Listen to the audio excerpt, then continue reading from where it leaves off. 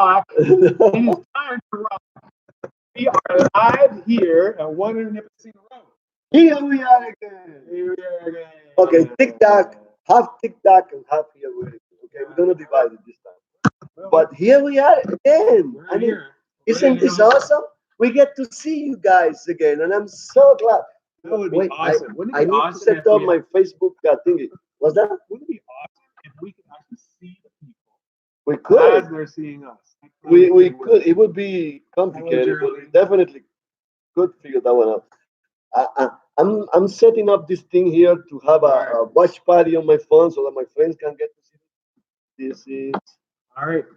Yeah, so this week we're going to probably be racing through a bunch of different stuff, and we're probably a little bit in disagreement as to where to go with this chapter. And I know you've heard this before, but this is often the fun of studying Scripture is that it really does force you to slow down. You want to allow the text to say what it's saying, God to say what He's saying, and for us to, sometimes, actually a lot of faith and involves coming with humility to the text and wrestling with things that maybe make you feel what's going on? It's not allowing me to do this. Or you don't quite understand.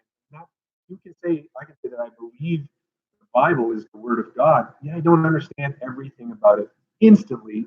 And often things I am challenged by for a long period of time. In fact, our text today, Genesis chapter 34, is one of those peculiar texts where you're looking at it and think, well, what's going on here? Like, who's the good guy? Who's the bad guy? This is often what we try to figure out when we read the Bible. Shouldn't we give a quick what do you call it? Synopsis of of what chapter happened in the 33. previous chapter, which is, I believe, is quite interesting. I agree. I've got it ready to talk about as well. So let's do that. Where did we leave off in chapter 32? In chapter 32,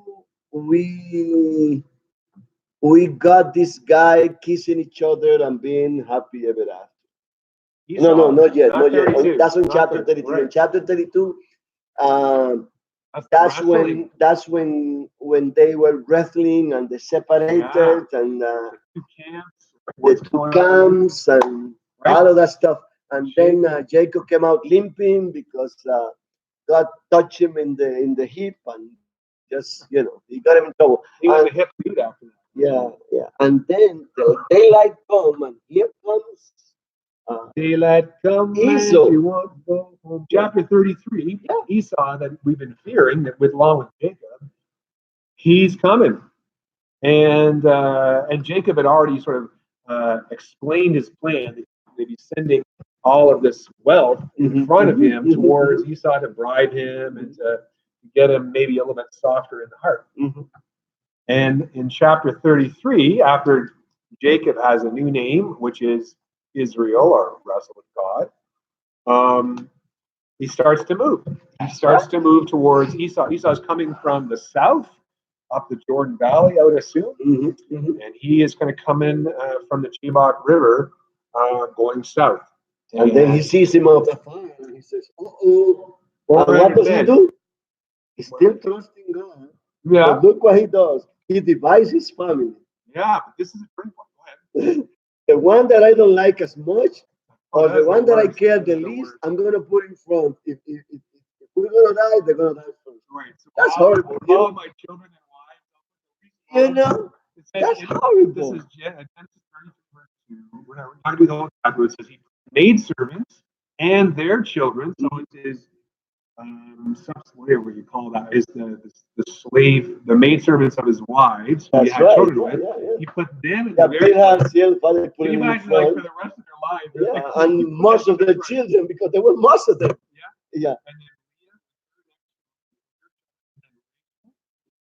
then Joseph, who he loves. We chose that his favor was still with Rachel. I mean, right there, you see, he put Rachel at the very last. If we're going to die, you're going to be the last one. Joseph, David is done as the Joseph story starts in the chapter. We start to see already here that there's a special favor on Joseph. Now, it says in verse 3 of chapter 33, he himself went on ahead and bowed down to the ground 7 times as he approached his brother. So it seems like he had a bit of a change of heart. And he ran to the front of the Lord. He had a disposition to save his family. Let me put myself in the gap. And this is a type of Jesus right there. He's actually coming up. My family here, I'm here. And if somebody's going to die, I'm going to die. And that's amazing. Like he was willing to sacrifice for his family. Yeah. That's a beauty right there. Yeah. So Jacob, it's an interesting, positive story of Jacob where he kind of seems to change his mind a bit. He humbles himself, bows on the ground 7 times. And then all of the family that came also did the same. Yeah. I mean, he wanted no quarrel. We know that. And Esau wasn't into that, thank God. But he could have. And yet Jacob showed reverence to his brothers, showed him that all the past was water under the river, and forget about that. Let's start again. And then Esau come and tell him, hey, come on, let's move in together. You're gonna be my neighbor. And Jacob said, but I cannot go too fast because my cows and my sheep and my goats are too slow. So I'm gonna go behind you. Jacob, is a trickster. In verse 3, Esau runs to his brother, embraces him, throws his arms around him, kisses him, they weep. So there's really reconciliation. Jacob acknowledges that these children are a gift from God. And then he offers all this to his brothers, to his brother, and Esau says, gifts, look, I'm all good. I have got plenty. And then he insists, and then Esau accepts it. Yeah, and the acceptance is a demonstration that Esau had no quarrel. Okay, fine, I'll take your gift. But this by accepting, because in those lands, in those days, he would not have accepted the gift from Jacob if he considered his enemy. That was a big no-no. And that demonstrates that Esau was also in good faith and in good rapport with Jacob. Yeah, well, and you go back to Cain and Abel. There's two brothers there, and then there's a fight, and then one kills the other. And in this part of the story, you see them gone for 20 years from each other. They come together, and there's crying and hugging and gift giving, and so there's just a beautiful reconciliation. Yeah. Now, you had said that Esau accepted this, and then Esau said, "Let us be on our way. I'll accompany you." And Jacob said, my children, they're going to take their time. So let my servant go on ahead of his servant while I move along slowly. And then Esau said, well, why don't I leave men behind? Why would you do that? Just let me find favor in your eyes. And then Jacob just went back to Seir. So I don't think it seems that he told him, I was understanding you saying, was that Jacob faked him out and said, I'm going that way, but he actually went this way. But that's what he did. Where does it say that? Right here. Oh my Lord. Come on, man. Pull out the Bible. We'll make up stuff now. What I'm reading here, if I look at verse 12, Esau said, let me live with you some men who are with me. Verse 15. He said, what is there? Let me find favor of the Lord. So Esau returned that day on his way to Seir, but Jacob journeyed to Sukkot, the opposite direction. Completely. Instead of going south, he went north. You see. And built himself a house and made booths for his livestock. Therefore, the name of the place was called Sukkot. And Jacob came safely to the city of Shechem, which we're going to see what happened. I mean, what was he doing there? Which is the land of Canaan, which is in the land of Canaan on his way from Padamaran. And he camped before the city. He literally camped before the city. And from the sons of Hamor, Shechem's father, he bought for 100 pieces of money the piece of land on which he pitched his tent. There he erected an altar and called it Elohi Israel. That's on verse 19 and 20. And this is the thing. I mean, Jacob was not supposed to be there. When God appeared to him in chapter 31, verse 13, he said, I am the God of Bethel. You remember me? Now, go back And right here, we see at the end of chapter 34, we're going to see soon that then Jacob decided to go to battle. To obey God, told him, go to battle. Instead of doing it right away, he went and got. Let's not get into that. This is part of the next chapter. That's going too fast. Let me slow down here. But this is powerful. Just to clarify, what you're saying is that when Esau said, I'll leave my men with you, so let my Lord go on ahead of the servant while I move along at the pace of the droves before me, until I come to my Lord in Seir. And then he said, I'll leave men with you. And then Jacob said, no, I'm good. I'm kind of slow. And then Esau went on to Seir, but Jacob, however, went to Succoth, where he built a place for himself and made shelters for his life. So in verse 14, he said, Jacob had said, until I come to my Lord in Seir, and Seir is in Edom. Mm-hmm. Right? Is that correct? Yeah. Yes. And then Succoth, which means booth, so that's his describing that he built a place. Mm-hmm. That's why it's Succoth. After Jacob had married, he arrived safely at the city of Shechem. Do we know where Succoth is? I am not sure, but that's in the north, definitely. Yeah, that's completely opposite from the direction where Jacob promised his brother he was going. Well, he's saying, I'll see you there when we get there. He never goes there. But he never went there. He actually said, let me put land between me and this guy. I don't know if he may change his mind. It's better not to, not to be on the same turf, just in case. Yeah, and I read that.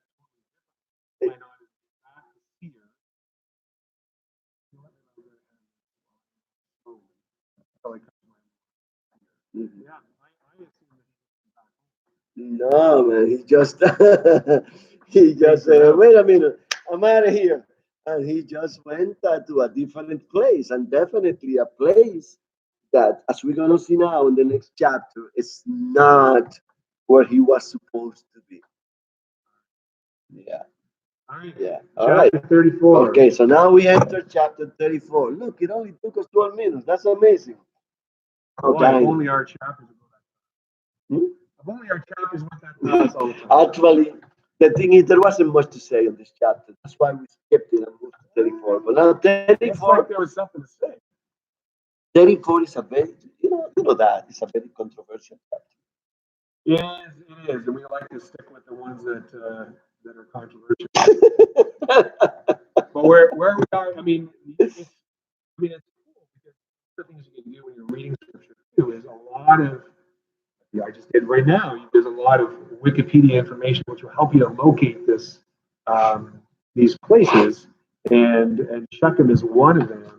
That even today, there is a church built over what's called the Well of Jacob, and so you can actually kind of go back to these same places, and after this place comes back around again, when Israel comes into the Promised Land after Egypt for 400 years. So, anyways, interesting place. But they're at Shechem. Your own place to be, brother. There should be places you can. Shechem. Your own place to be. That's the name that should have been called. Well, Shechem, of course, is the name of a person there too, which comes in the next story. That's right. But it's near Mount. What's it called again? I can't remember. Doesn't matter. All right, chapter 34. Okay, let's read a few verses here. Let's see what happens. Now, as it started exactly like that. Now, at least in this book, this is the English Standard Version. And I'm going to read a couple of verses and see what happens. Now, we read on chapter 33, verses 19 and 20, 18, 19 and 20, how he went to this land near the city. He settled literally near the wall of this city, city of Shechem. And then in chapter 24, it says here, now Dinah, the daughter of Leah, you remember, that was the very last a child that Leah had, whom she had born to Jacob, went out to see the women of the land. Smells trouble to me. And when Shechem, the son of Hamor the Hivite, The prince of the land saw her, he seized her and lay with her and humiliated her. In other words, he raped her, literally. And his soul was drawn to Dinah, the daughter of Jacob. He loved the young woman and he spoke tenderly to her. So Shechem spoke to his father Hamor, saying, "Get me this girl for my wife." I want to stop there for you. What do you think? Right, man. I'm researching. All right, so we have here this situation. The very first thing that I see, and John might not agree totally with me, is that Jacob was not supposed to be there. The wrong place. I mean, if he was in obedience to God, he would have been in a completely opposite direction. That to the very beginning. And now we have him settled near a city of pagans, near a Canaanite city, which practices all kinds of weird stuff that have nothing to do with God, and who has traditions. One of the very traditions of these lands was precisely women had little rights, and the promiscuity in those places was something rampant, so that a woman get grabbed and get abused like Dinah did was nothing strange, and yet Dinah, the daughter of Leah, I don't know if she asked for permission in those days. I don't imagine how that would have worked, but she just decided to go out and about in the land to meet the women of the land. I mean, what is that? And where was Jacob and his and his care and his precautions, knowing that they were a people separated for God, and that they were living in a land of pagans, and that he should have been paying attention to his children. And yet, first he let Dinah wander into a city of pagans, and herself, you wonder the reasons why she would go out and about doing these things. I mean, maybe curiosity, young girl curiosity. She wanted to know. Whatever the case, the point is that she ended up being abused. He was abused. And, Was abused. Genesis chapter 34. Just a reminder, that's where we're at right now is Genesis chapter 34, reading the first number of verses in which we meet Dinah, the last daughter of Leah. It says that she went out to visit the daughters of the land, and the verb there really implies a sense of promiscuity. So that's right. Yeah. As much as we might speculate, you think, well, maybe it's not a big deal for her to go out. The Jewish tradition is she herself was not being wise, and for her to go into this place.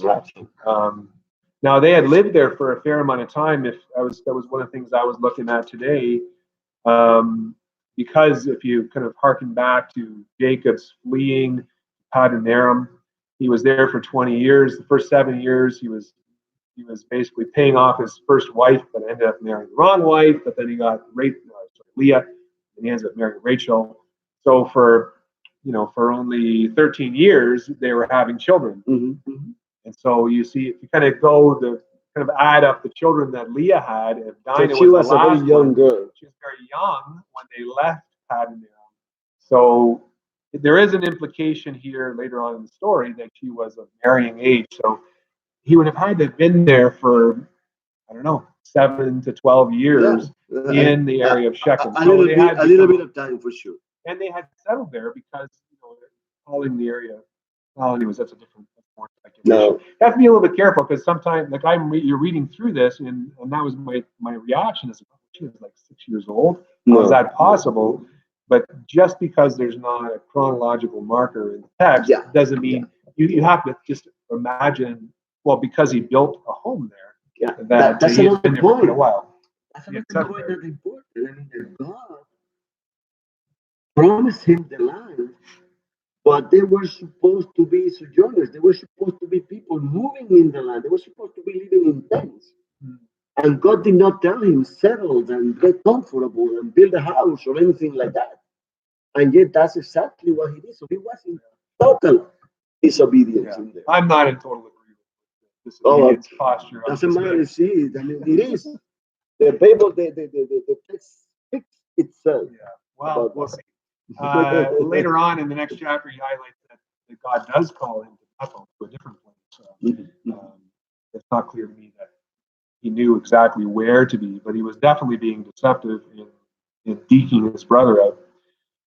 So, but anyways, the reality is this is the condition. His daughter wandered into the city.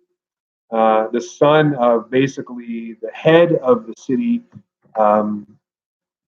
raped her, took her, lay with her, and did so by force. So there's sort of these punchy words that were there. Now, the distinction here is that he is, instead of, I'm thinking of Abimelech. Abimelech was the one with Tamar, the one that raped Tamar, David's. No, that was. Abimelech was the one that killed him. No, that was. Oh my Lord! Yeah, that was. Trying to think of his name. Anyways, he desired this woman and rapes her, but then he's disgusted by her. But in this case, there's no moral benefit. He is deeply attracted to her, and he wants to become her to become his wife. So, verse 4, Genesis 34. So Shechem spoke to his father Hamor, saying, "Get me this young girl." This is the word for marrying age, for a wife. For my wife. Now, please understand that get me this young girl for a wife doesn't mean I'm going to love her forever and be her unique husband and I'm going to worship her and take good care of her. No, she's just one of the others. Get me this girl for a wife. It means I want to have another wife. I don't know here, but the tradition in those places was the polygamy, and it wasn't strange for a prince, as a matter of fact, to have a 10, 20, 50, 100 wives. I mean, Solomon had 900 and change. Well, and he was, as described here, as a prince. He has an interesting, I mean, just as a bit of a step back later on in the text, you see him actually consulting with other leaders, other men in the city about a question. So he wasn't like, a dictator kind of, but he was definitely a political leader of a large region. In fact, this area was not just a city state, but it was including the lands outside of that city. So there was a city center where there were gates, which we'll read about in a second. But it was a large landscape that he was the leader of. So he was a very powerful man who was requesting the hand of this Jacob's daughter. Yeah, actually, here in this version says he was a prince of the land. So basically, he was the head of the tribe or the head of that city or whatever. Yeah. My point was that he was not a dictator, because later on he consults, like he says, "Hey, what do you guys agree about this?" So mind you, the reason why he consults, I mean, if somebody come to me and tell me do this, what they were consulting to do, you have to give me a good reason for me to do that. It's not like eat a bad apple. Give me a powerful reason. What do you say? Anyways, we'll get to what that is in a second. Yeah. So he says, "Give me this young wife." So Jacob heard that Shechem had defiled Dinah, his daughter. We get a real clear sense that's his daughter. We're reminded in the text. But his sons were with his livestock in the field. So Jacob kept silent until they came in. So he's keeping it on the down low until they come wandering in. This is the Jacob Wimp alert again? Is that what you're saying? Yeah.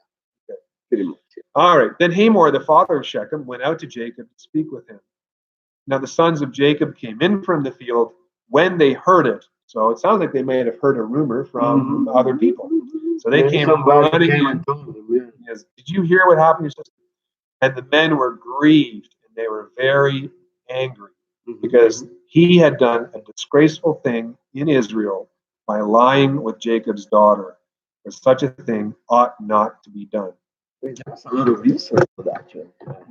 The very first thing was the Israelites in their tradition, the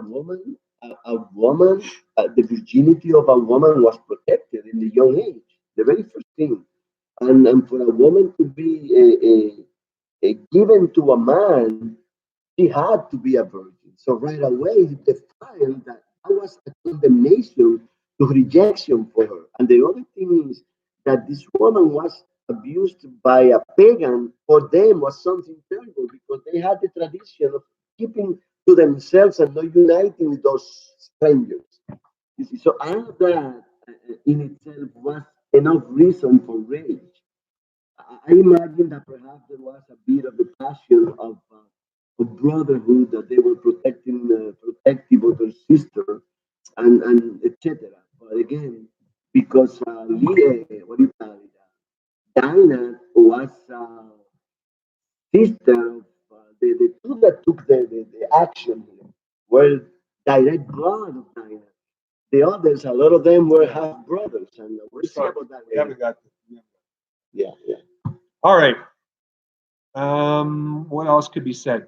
I mean, clearly in the verse 5, when it says Jacob heard that he had defiled his daughter Dinah, this was not just I don't like this. You should have waited for the hand in marriage. No, it was a moral. It was a moral violation that was being called out. It's being called out by the text, and of course what Jacob himself recognized. He went So, but yeah, he kept it to himself, and I think you kind of speculate as to why he would. But later on, we find out when the brothers react as they did. I guess because of Jacob's wimpiness, the brothers do react. Jacob reacts against them, saying, "Hey, this is politically not a good thing to do." So there's some, yeah, Jacob maybe just again trying to work the system. Well, Jacob to make was it in the work for him. wrong from the get-go. Everything wrong was to go there, and then it's not only that he went there, he went and settled near the city. He exposes his whole family to this tradition, to this paganism, to this stuff that's going on in that land. So that the fact that Dinah get raped, I mean, should not have been a surprise for him. All right, Like he exposed his family to this. Yeah. All right, here we go. So the brothers are just explosively angry. They're grieved. They're ready to lose it. Here again, Jacob, and we see this later on in Scripture too with David and the situation I mentioned about Tamar. There's implicit judgment on Jacob, for he was the leader of the home, and whatever the response was, he did nothing. Yeah. And so he is definitely to blame with his passivity. Mm-hmm. So in verse 8, so now the brothers know about it. They come back from the field. They know this is a thing that ought not to be done. Verse 8 says this, but Hamor, that's the father of the man who raped Dinah, spoke with them, it says. So it's Jacob and the brothers are all hanging about. Mm-hmm. And he said this, the soul of my son Shechem longs for your daughter. Please give her to him in marriage. Intermarry with us. Give your daughters to us, and take our daughters for yourself. Thus you shall live with us, and the land will be open before you. Live and trade in it, and acquire property in it. So Hamor approaches in a pretty, I don't know what the right word is. Political kind of way. Well, political, but he does not himself acknowledge the wrong that was done. Yeah. He's just saying, "Hey, my son kind of likes your daughter. Let's do a marriage thing." Yeah, but you have to understand. And then he comes in with sort of a bribery, a list of bribes. Well, I've got daughters, and you've got daughters. Why don't we just make a larger tribe together, and we'll give you free reign to put your sheep and your goats all on the land, live and trade. So he doesn't mention the crime, and he just sort of puts out, here's all the benefits that you can have from allowing this marriage to happen. You have to understand, for him, or what happened to Dinah was not a big deal. That's who they were. That was a thing that they did, and they didn't see anything bad in what they did. I mean, his reaction, what the reaction of a man that was living in that kind of a promiscuity, in that kind of a devotion. And it's like, okay, it happens. Let's just move on. Let's just get together and make a big party here, and everybody's happy.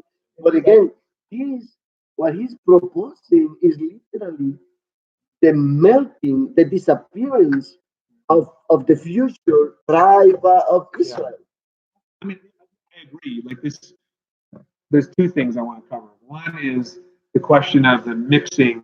Later on, God talks a lot more about how they're supposed to live among other nations, and in many ways, it's I was trying to think of a particular chapter or verse up to this point where God says, "Keep yourself separate." Certainly, in the disposition of Abraham, sending his servant and not letting Isaac leave the land is an implicit, like, we're different people. I don't want them to go among those pagan people. Of course, Jacob himself does go. So I think there's an implicit growing sense of how do we live in a broken world, because Jacob himself was living with Laban, who had these pagan gods. So there's a division question. When it comes down to the question of was their culture so promiscuous that this was not a big deal? I'd say maybe yes and no, and this is why I say this as a bit of a this is an important question. We could say that certainly that if they were a powerful people, you just take whoever you want and have sex with them, right? I think that's a power thing that can happen. In fact, rape is often more about power than it is about sex.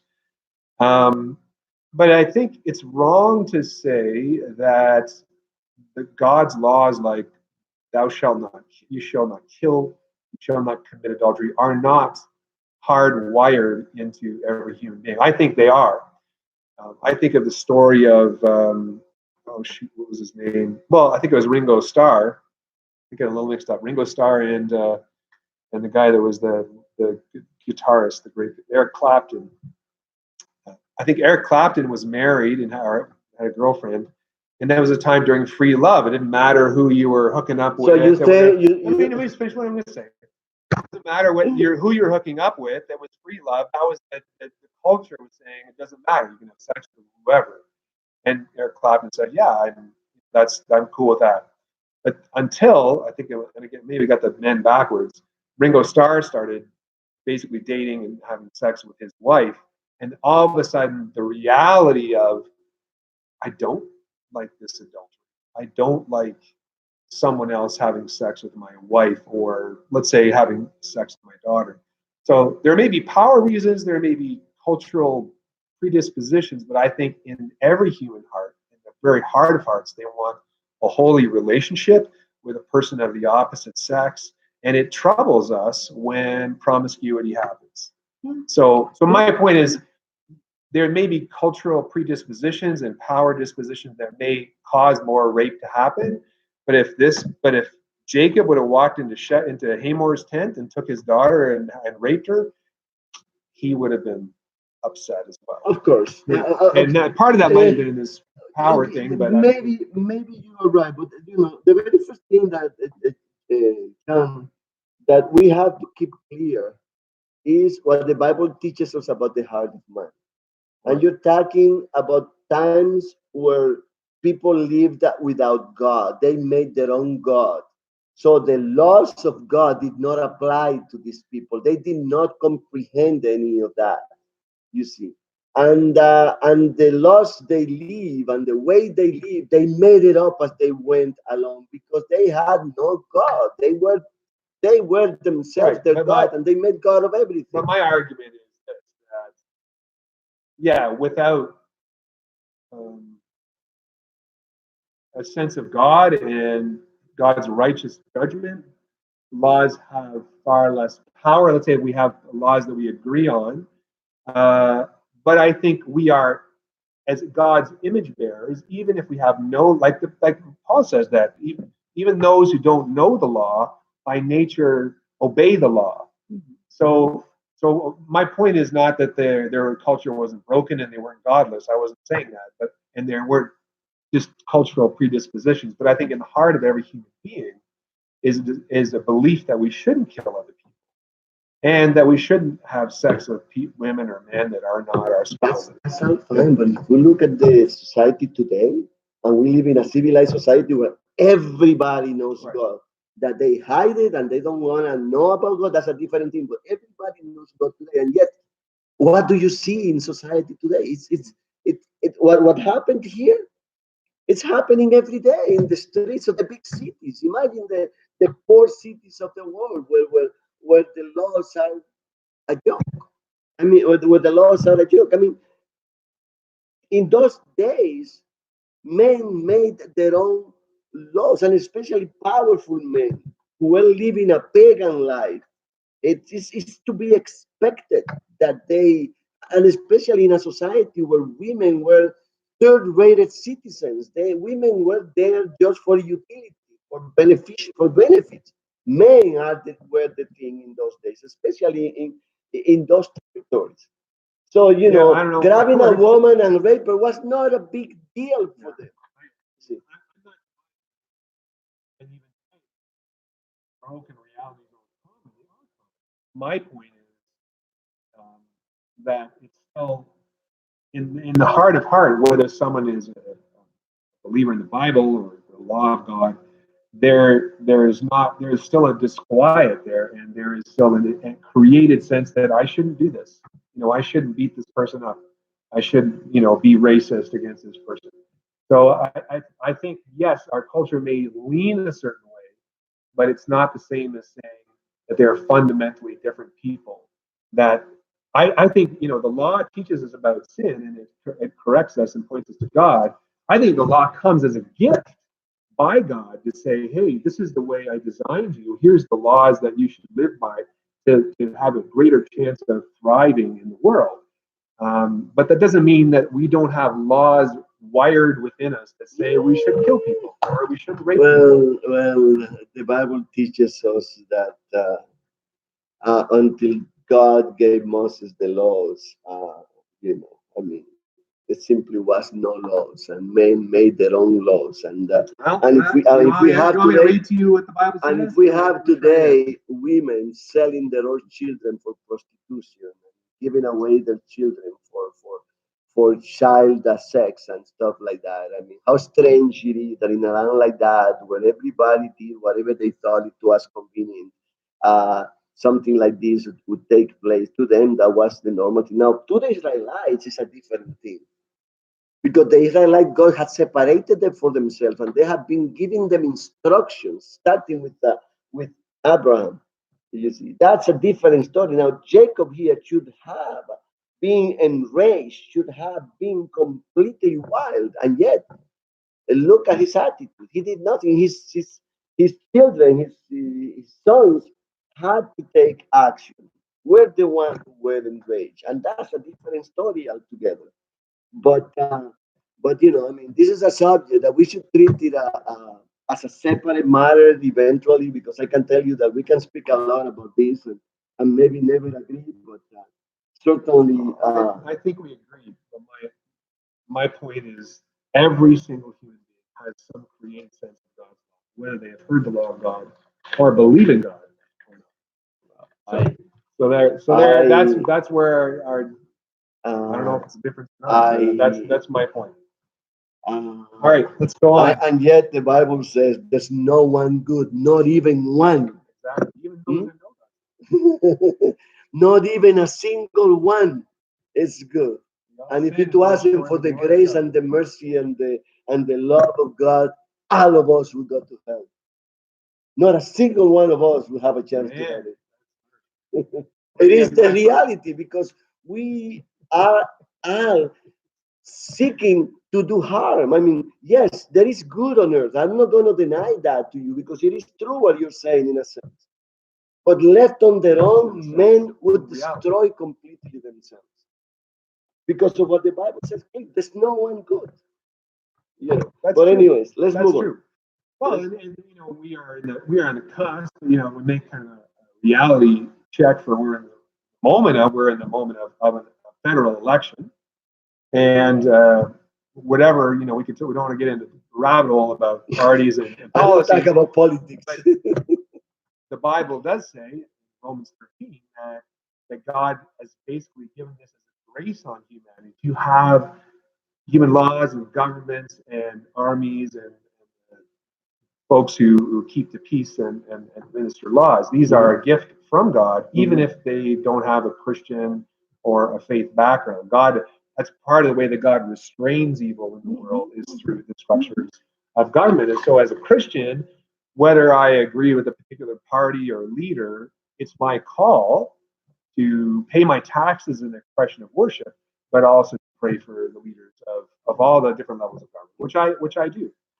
Even if I don't agree with some of the things they believe in or hold to or suggest. So, and yet today in the world, man is bent, especially in the last few years, bent on getting God out of society. Societies are getting secularized at an amazing rate, and I mean, God is not worried about that because He's in control. But still, you see, and that's precisely because a lot of people out there, we don't want to talk about it. We don't want God.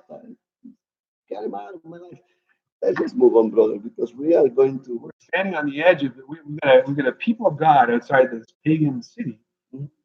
And we're talking about how does this work? How does this all fit together? And that's whether we get to the whole text or not. It does, doesn't it? Huh? What's that? It does fit very well. Well, it does, absolutely. This is we are right. That's in the world, but not of the world. Right. Do not be.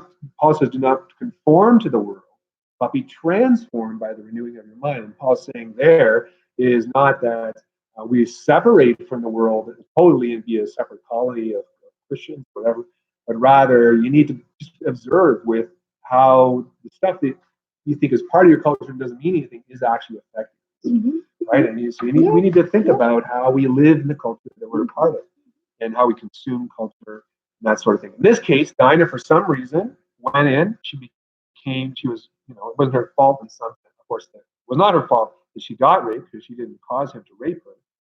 But she had no business in there. She shouldn't have been. And Jacob should have stepped in and tried to figure out how am I going to live in this dangerous culture, but he did not. And Hamor was trying to bribe him, ignore this clear violation, and offer him a bribery. And then his son put salt on the wound. Oh, Shechem's in there. He pipes up. Yeah. So Hamor is trying to smooth things over with a little bit of free grazing rights. And he put salt on the wound. Verse 11. Shechem also said to her father and to her brothers, if I find favor in your sight, they just want to kill the guy. If I find favor in your sight, then I will give whatever you say to me. Ask me. Let me buy it from you. So much. Bridal payment and gift, and I'll give according as you say to me, but give me the girl in marriage. He was putting salt on the wound. Yeah, we're gonna keep going here. So, Jacob. I'm gonna keep reading. But Jacob's sons answered Shechem and his brother with deceit, because he had defiled, and that's the word defiled. They said to them, "We cannot do this thing to give our sister to one who is uncircumcised." That was the mark of the covenant. For that would be a disgrace to us, which of course is saying what's already happening is a disgrace. Only on this condition will we consent to you. If you will become like us in that every male of you be circumcised, then we will give our daughters to you, and we will take your daughters for ourselves, and we will live with you and become one people. But if you will not listen to us to be circumcised, then we will take our daughter, sister, and go. Now, notice here, number 15, it says clearly, in other words, what this is insinuating is that they weren't telling the truth. I mean, they were here pulling a stunt on these guys. Whatever is going to happen, we're going to see it in a minute, but certainly there's something happening here, and they are being deceitful. Now, where did I learn that? You wonder. I don't know. They must have been somebody from the town. It couldn't have been from the camp of Jacob. No, impossible, because their dad was amazing. He was never deceiving anybody. You all need to recognize certain. It said that Jacob, for no reason, was called Jacob. He was a deceiver.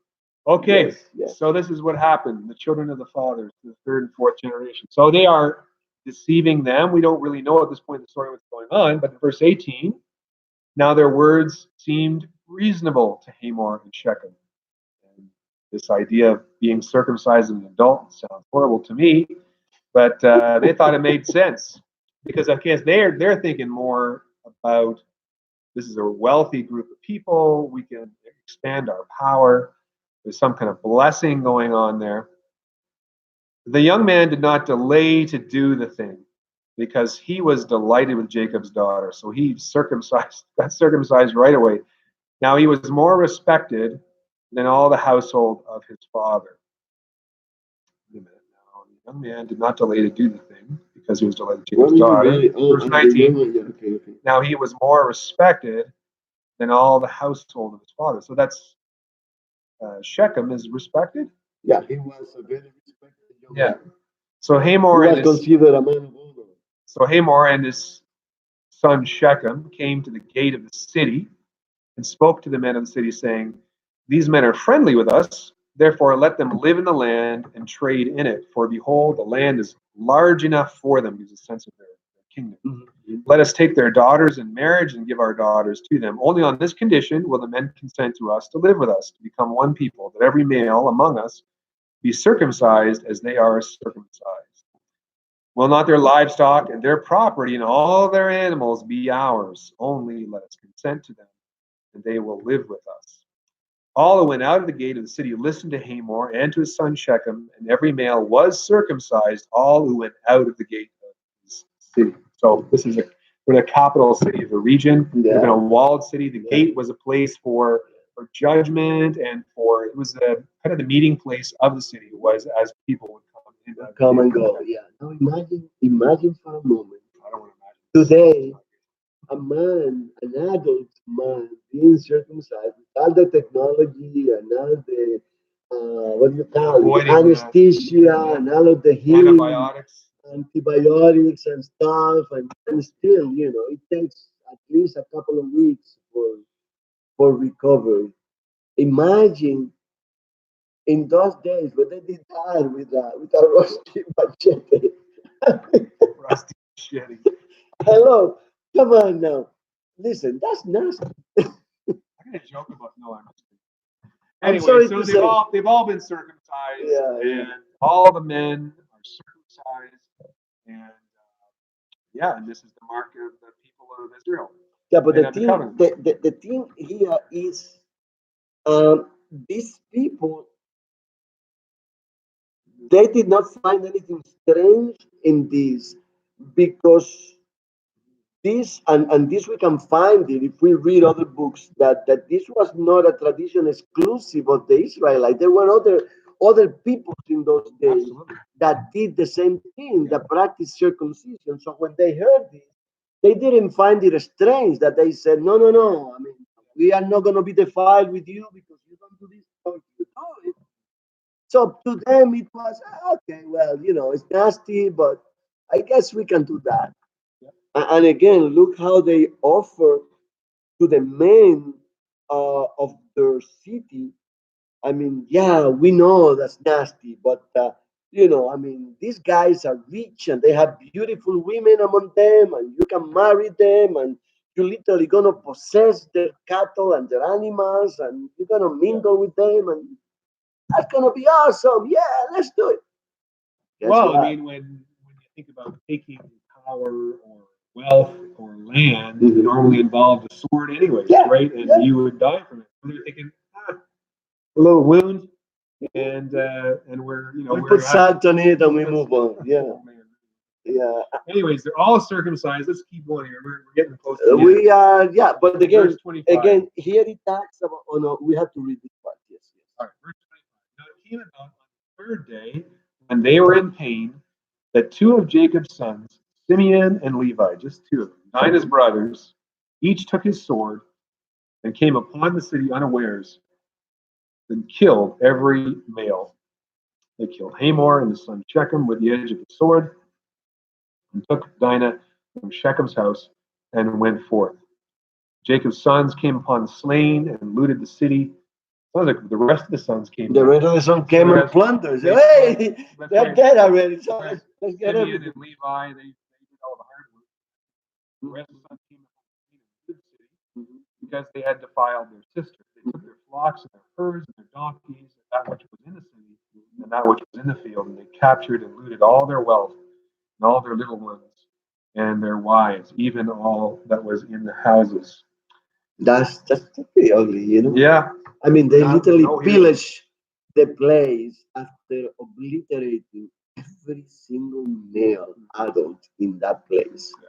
Then they took all of the children and the mothers and all the women, and they just took them with them. They literally enslaved them, and that's how nasty those days were. That's how things were in those days. Now, were they justified in doing that? Are we gonna leave that to you? Because definitely, I'm sure that you have in your mind your own opinion, and it does not matter how much we try to make it look pretty. You will decide one way or another. Yet, I can tell you that it's it's ugly. Either way, Yeah. you know, both the rape. I mean, it's shameful. No matter how you paint it, the whole is a mess. It's a huge mess in every direction possible, and that's the reality. Yeah, and there's, I mean, certainly a part of the story that we haven't mentioned yet is that after they kill all the men, they take back Dinah. So it seems clear from the text in a She couple was of verses, kidnapped. she Yeah, was kidnapped. yeah, She was kidnapped. basically being Yeah. held hostage.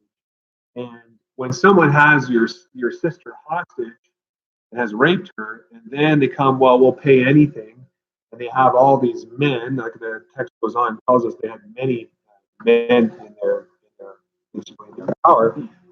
You really don't have a choice for that negotiation. You just let them pay, and then they take. But anyways, the Bible is certainly one of the important things about working through The Bible understanding that Scripture. doesn't try is to that- decorate the story. Well, it It doesn't. tells it the way it is.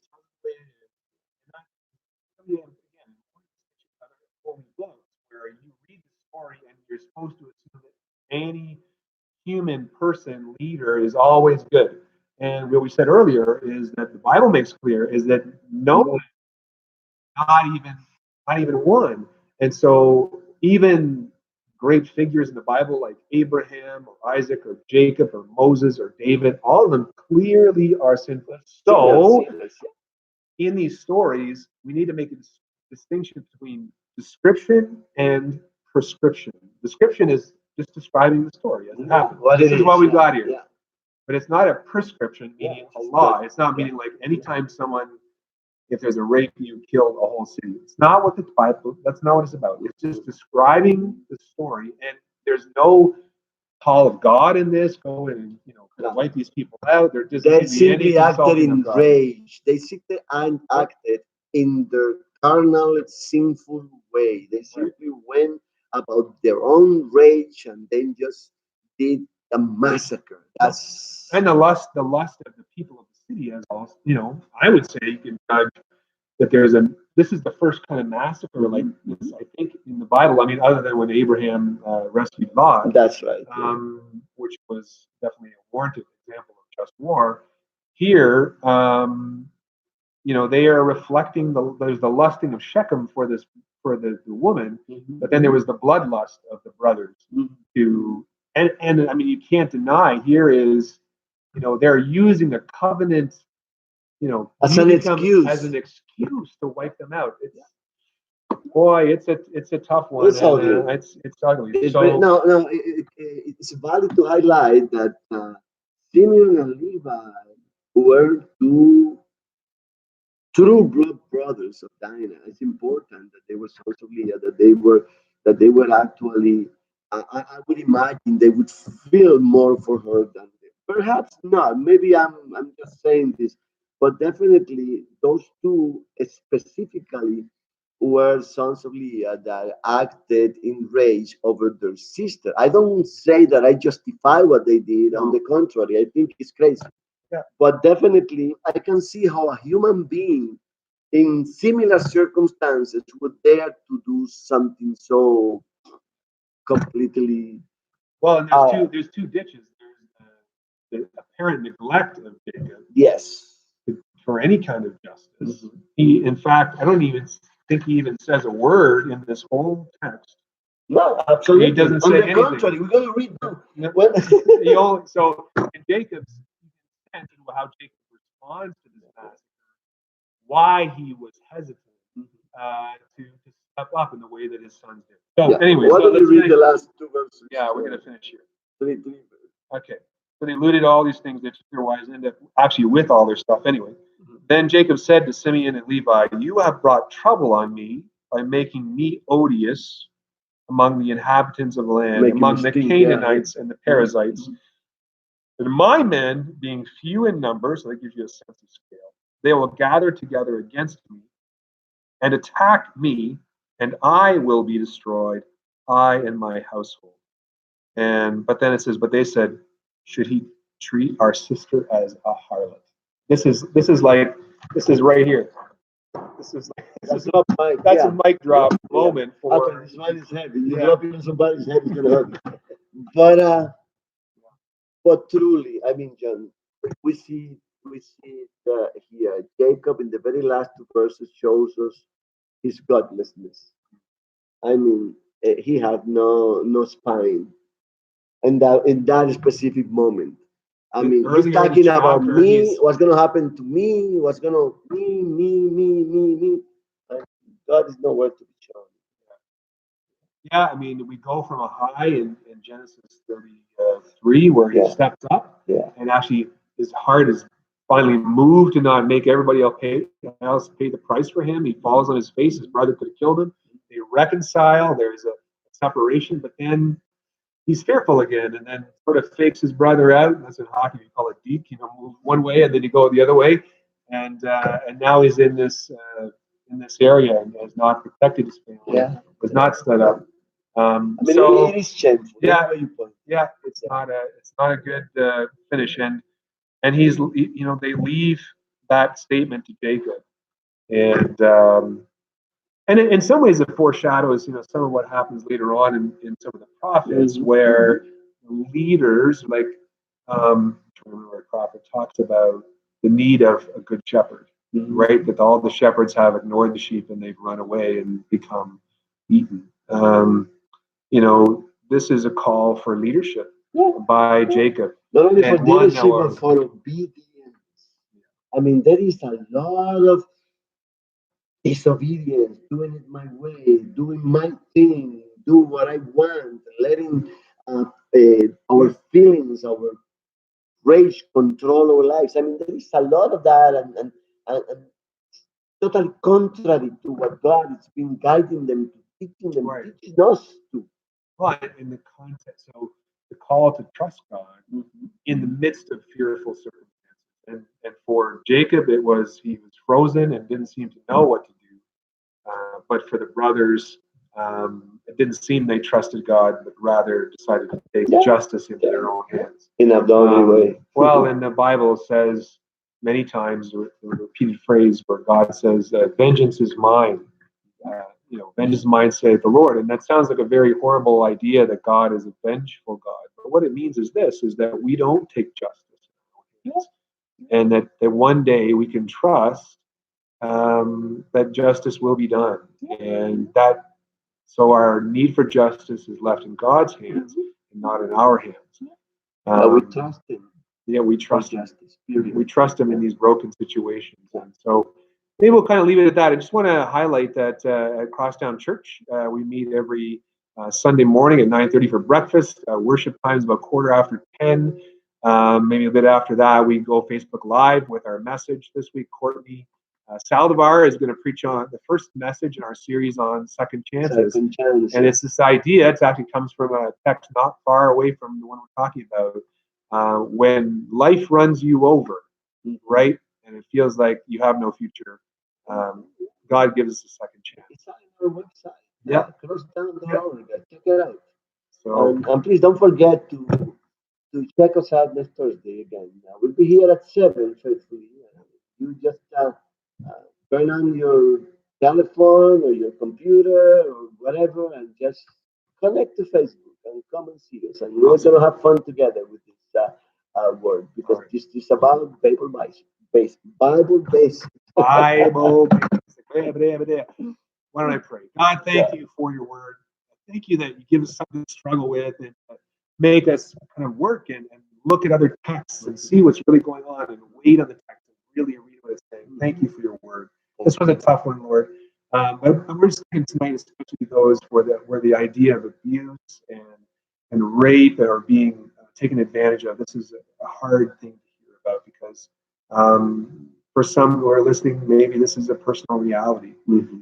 And Lord, we're not here to whitewash this and tell them to let it go. Well, Lord, I just want to pray, Lord, for your healing hand upon them, that they would know your nearness and that they would be able to trust you, maybe trust you again, and that you would help them to know what to do with pain and with brokenness. And so, Lord, we just pray for it, for that, for those that are struggling. And Lord, and may your word just become more rich to those who are listening. And may ultimately, Lord, you as the living word, you, Jesus Christ, who showed what love, what the Bible is all about, what love really is, you showed that fully on the cross. Lord, I pray that that word, your love for each person who listens, would be understood above all. I pray this in Jesus' name. Amen. Amen. All right. Thank you, Jesus. Peace out.